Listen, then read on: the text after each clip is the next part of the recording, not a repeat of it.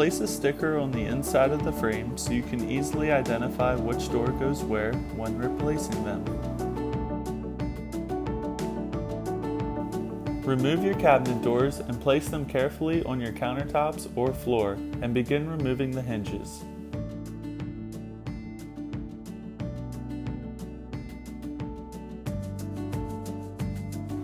Use a Sharpie to mark your doors so you can easily identify which doors go where when replacing them.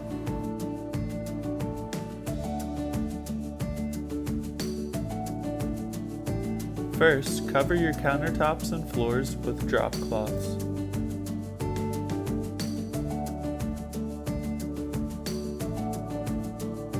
Pull the stove out a few inches, that way if paint gets on the stove, you can push the stove back in and hide the paint. Using furniture sliders, pull the refrigerator out all the way to paint behind it.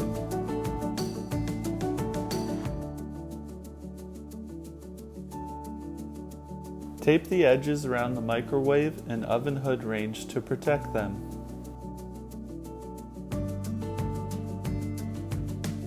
Tape any other areas where you will be cutting in.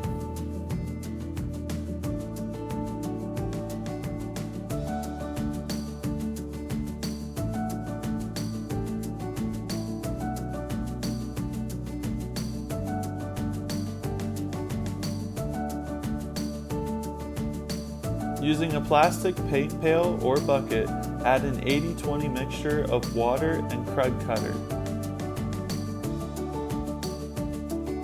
Immerse the 60 grit sandpaper sponge into the mixture and begin sanding the frames.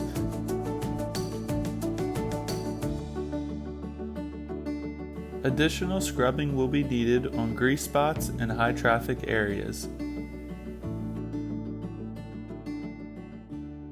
Wipe off all dirt and soap residue with a wet rag and clean water. Make sure you wipe off all surfaces clean and remove dust from corners. Before painting the final coat, apply putty to all holes and dings and caulk all cracks and gaps and let it dry.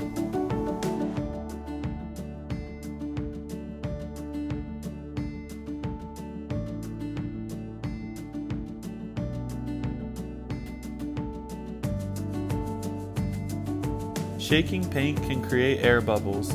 Instead, mix paint by stirring it. Beginning on the top left, start to cut in all areas.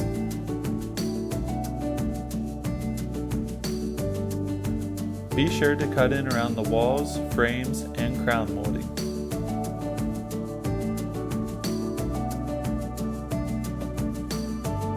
Using a bucket with a liner filled with the paint and a paint roller, begin rolling the faces and the sides.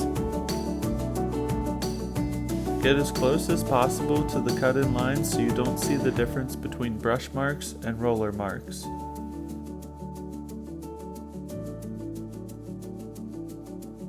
Once the paint is dry, inspect the frames with a flashlight.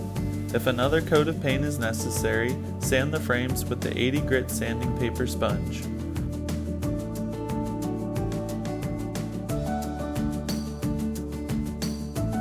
Wipe all dust off the frames to ensure they are clean. If your cabinet frames are finished, you can clean up and remove the tape.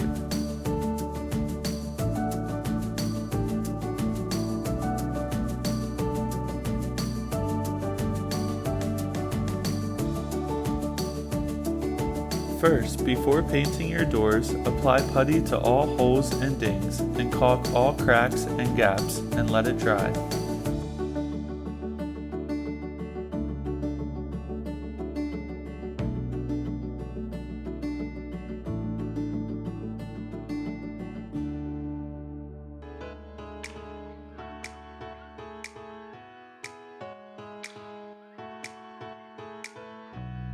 Working door by door, cut in all areas where you can't use a roller.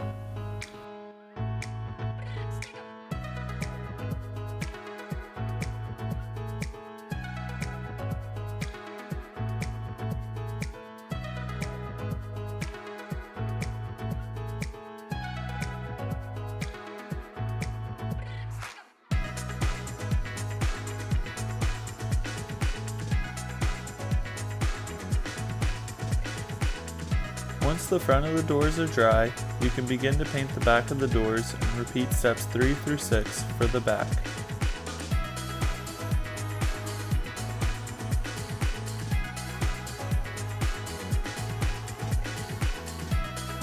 Put hinges back onto the doors and reinstall bumpers onto the doors.